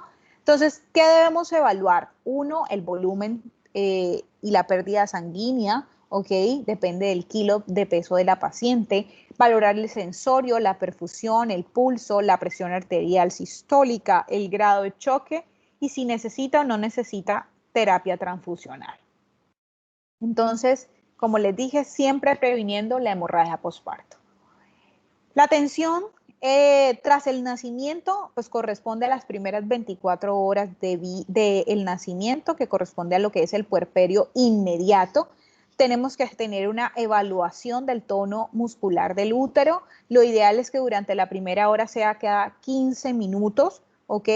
Y a partir de la segunda hora sea cada 30 minutos y cuando completemos por lo menos las 2 primeras horas del nacimiento, pues ya podemos hacer una vigilancia horario o depende del protocolo institucional que se tenga para la vigilancia del tono muscular. ¿Listo? Pero como estamos hora de oro, cada 15 minutos debemos hacer vigilancia o evaluación del tono muscular del útero. La utilización de antibióticos en un parto vaginal que no haya tenido complicaciones no se recomienda. Listo, solamente ejemplos si tenemos desgarros importantes, pues obviamente ahí sí debemos y si tenemos contaminación de la zona genital, pues debemos recurrir a la aplicación de por lo menos antibióticos durante las primeras 24 horas o lo que se defina de si tenemos complicaciones mayores. Si hubo manipulación, si hubo retención de la placenta y tuvimos que hacer extracción manual de la misma, porque tenemos un riesgo o un grado de riesgo de endometritis en esa paciente. De rutina, pues como lo habíamos dicho, si hacemos episiotomía, no es de rutina la colocación de antibiótico-terapia para esa paciente, solo si tenemos desgarros importantes o una manipulación mayor. Como les decía, la evaluación de rutina después del parto, entonces siempre tenemos que hacer evaluación de la hemorragia vaginal, de las contracciones uterinas. Recordar que la paciente después de que tiene el alumbramiento va a comenzar a tener unas contracciones uterinas que pueden ser y llegar a ser dolorosas, que se llaman entuertos, ¿listo? Y esa contracción uterina lo que va a hacer es lograr una buena vasoconstricción de los vasos uterinos, ¿listo? Para evitar la hemorragia postparto. Entonces hay que estar valorando la altura del fondo uterino, la temperatura de la paciente, la frecuencia cardíaca de la paciente durante las primeras 24 horas a partir de la primera hora postparto, como les había mencionado. Y en definitiva, la presión arterial la debemos tomar después del nacimiento. Si esta es normal, se debe tomar después de 6 horas. Debemos observar la orina, ¿ok? Durante las primeras 6 horas para evaluar que tenga una diuresis normal de esa paciente, ¿ok? Y definitivamente, cuando le damos alta a una paciente que tuvo un parto vaginal sin ningún tipo de complicaciones, después de 24 horas del nacimiento, la paciente se puede ir a casa con bebé. Si bebé está ok, listo, a cuidarse en casa y hacer lactancia materna. La OMS también hace recomendaciones para la atención del recién nacido y bueno, ya nos recomiendan la aspiración nasal de rutina de la boca, teniendo en cuenta que, bueno, bebé viene de una piscina que se llama líquido amniótico, ¿listo? Bebé cuando comienza a tener una respiración propia, todo ese líquido se va a reabsorber. Recordar que bebé trae líquido amniótico en su vía respiratoria, entonces no necesitamos aspirarlo, eso se va reabsorbiendo solo y él solito lo va expulsando. Obviamente el contacto piel a piel con su madre es lo más importante, lo hacemos cuando tenemos nacimiento, ¿cierto? Y durante las primeras horas debemos hacer ese contacto piel a piel, siempre prevenir la hipotermia y promover la lactancia materna exclusiva. Y la administración de vitamina K como profilaxis para enfermedades hemorrágicas. Siempre debemos hacer la administración de 1 miligramo de vitamina K intramuscular en esos recién nacidos. Lo ideal es que bebé se vaya con inicio de sus vacunas para la casa, listo, y con su cartoncito de vacunas, idealmente. Y eso es todo. Les agradezco su atención y me gustaría saber si tenemos preguntas para aclarar.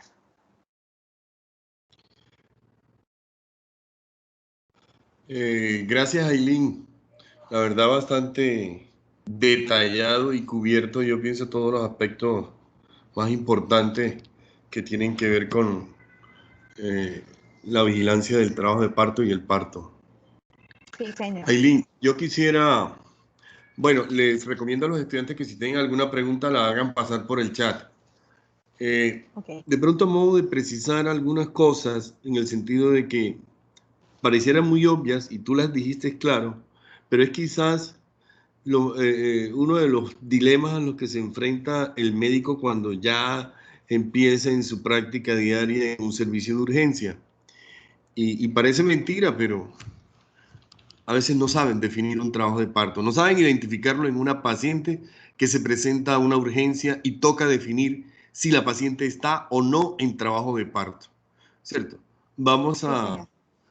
de pronto a volverlo a precisar, como te Claro que digo, sí. todos los días ingresan mal las pacientes porque no logran identificar si está o no en trabajo de parto. Incluso médicos generales con años de recorrido y nos encontramos con pacientes que no son ingresadas en el momento adecuado.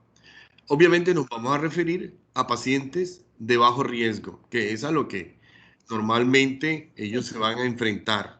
¿Oíste? Claro que sí, claro que sí. Entonces, como en el transcurso de la charla lo habíamos dicho, la admisión de la paciente a una sala de trabajo de parto para la vigilancia del trabajo de parto y atención de su parto, ¿cierto?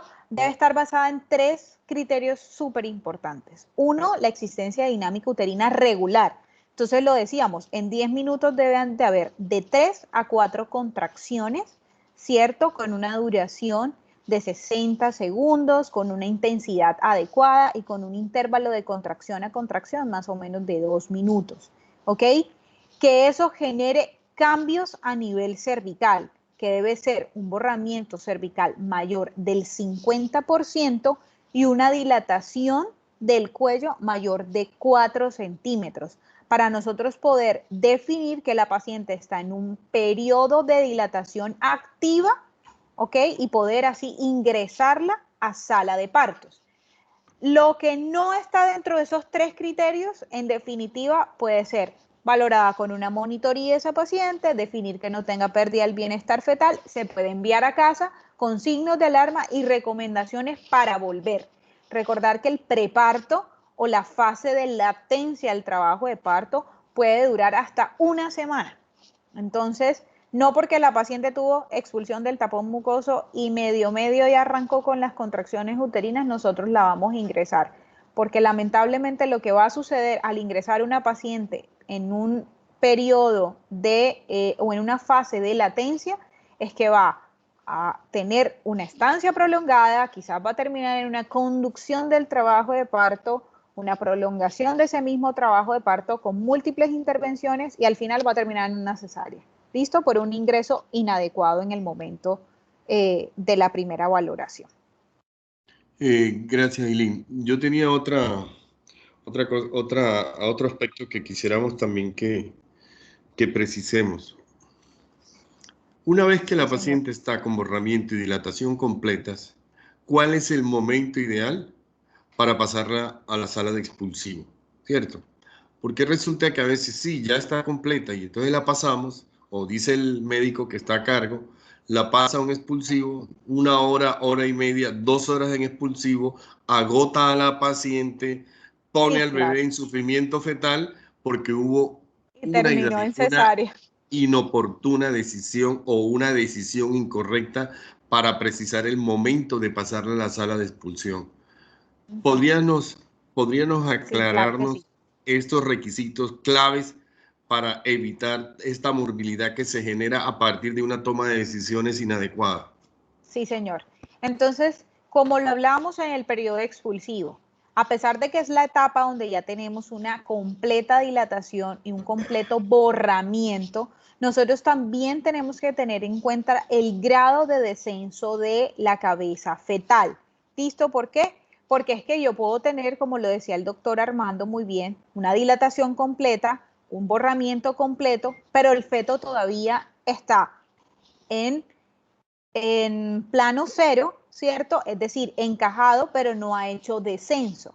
Por eso es clara la OMS en decir, tú puedes esperar 3 horas del expulsivo, porque tú tienes 2 fases, una fase pasiva y una fase activa.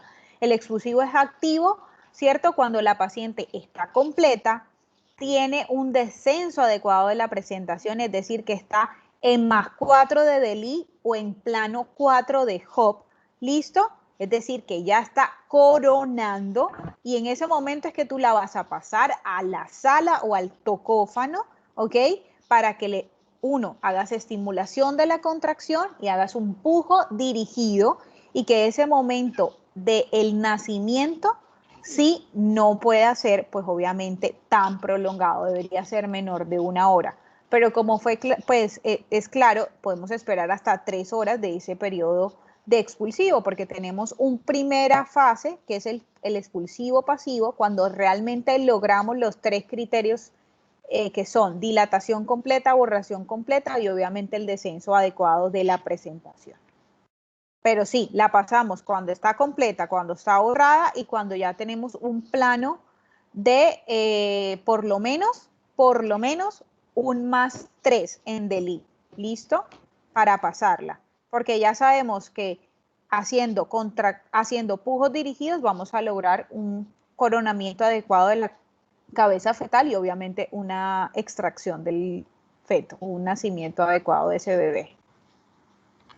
Gracias, Eileen. De pronto hay otro elemento y es ese pujo involuntario que la paciente experimenta cuando ya el feto está prácticamente en cuarto plano, ¿cierto? Y Sí, que es señor. quizás el mayor aviso que nos dice, pásala, es el momento Pasa. oportuno.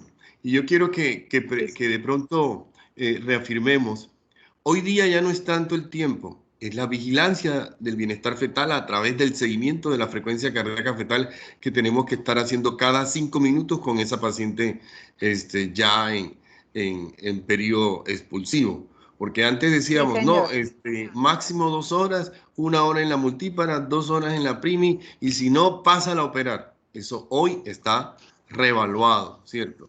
Es el Nada. Siempre y comportamiento de la cuando frecuencia. garanticemos una adecuada frecuencia cardíaca en el feto, podemos esperar las 3 horitas. Exacto. Otra cosa que quiero aclarar es que estamos hablando de pacientes de bajo riesgo, pacientes sin patologías agregadas que requieran un manejo en un segundo o tercer nivel de atención. Estamos hablando de lo que es pacientes manejadas en atención primaria en salud en centros de primer nivel de complejidad. Porque probablemente hay una pregunta que dice que si una paciente con anticoagulantes, a ver, aquí decía un estudiante, hablando de una paciente que estaba anticoagulada, pues esas pacientes Ajá. ya van a ser manejadas de manera estricta por, ya sea a nivel de especialidad o por medicina materno-fetal, Claro que ¿cierto? sí.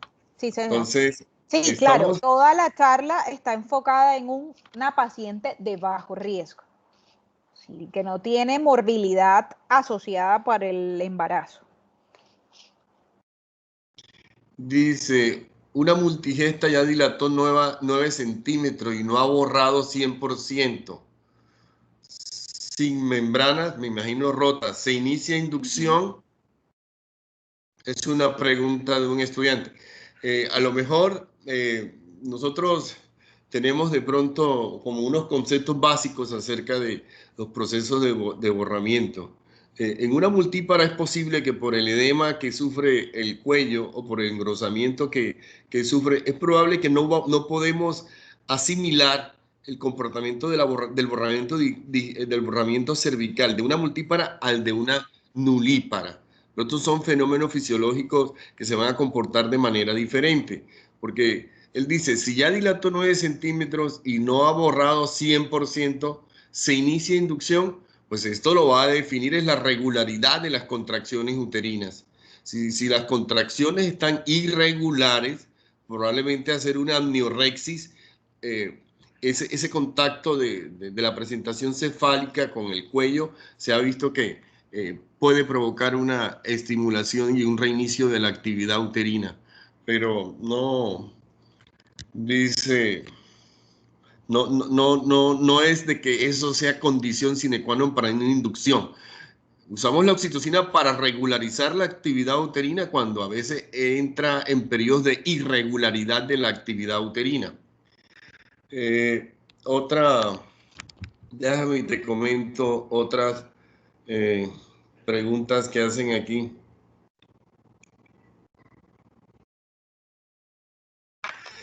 Dice, cuando ingresa una paciente en fase latente, pero no cumple sus criterios,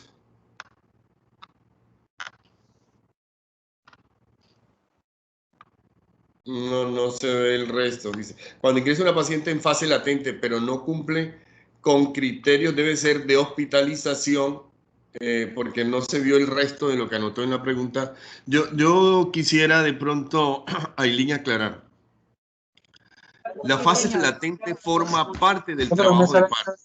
O sea, la fase Sí, latente forma parte del trabajo de parto, porque este es un aspecto que muchas veces ellos confunden. Cuando tú te referías a la latencia del trabajo de parto, puede ser o lo que llamamos pródromos de trabajo de parto, ese sí, falso de claro. trabajo de parto que a veces puede durar hasta 7 días, expulsión de tapón mucoso, pero eso y nada es lo mismo, ¿cierto? Sí, Pero sí señor. identificar que la fase latente de trabajo de parto forma parte del trabajo de parto y por lo tanto presupone regularidad de las contracciones. Los procesos de modificación cervical van a ser un poco variables, pero tenemos unos límites, ¿cierto? Que decimos hasta 4 centímetros. Hoy día pareciera que esto entró en una fase de evaluación nuevamente y decimos que la fase activa aparece a partir de los 5 centímetros de dilatación. ¿Sí? Y pareciera que hay acuerdo, sobre todo en embarazos de bajo riesgo, para que sea este el momento en que decidamos el ingreso de una paciente a un servicio de atención de trabajo de parto. Todos los días lo vemos en nuestras instituciones donde trabajamos, ¿cierto? Hay otro aspecto que contribuye mucho a la iatrogenia y es la mala información que le vamos dando a las pacientes. En un turno, un médico llegó y le dijo, tienes 3 centímetros. Cambió de turno y dijo, tienes 5 centímetros. Llegó otro médico y dijo, ahora tienes 3. Y el otro día llega y dice, tiene 4. Y total, le van creando una confusión a la paciente con relación a esto que hasta los familiares terminan volviéndose agresivos contra los médicos porque le dice, oye, lleva un día hospitalizada, ¿cierto? Y no pasa de 5 y el otro ahora dice que tiene 3. Y resulta que fue mal ingresada la paciente, ¿cierto? Sí, señor. A esto nos enfrentamos todos los días. Y en una cosa a veces tan obvia que uno dice, identificar o definir un trabajo de parto es sencillo, ¿cierto? Es sencillo. Y sin embargo, en la práctica vemos que a veces las decisiones no son las más adecuadas, ¿sí? Déjame ver si encuentro otra pregunta que...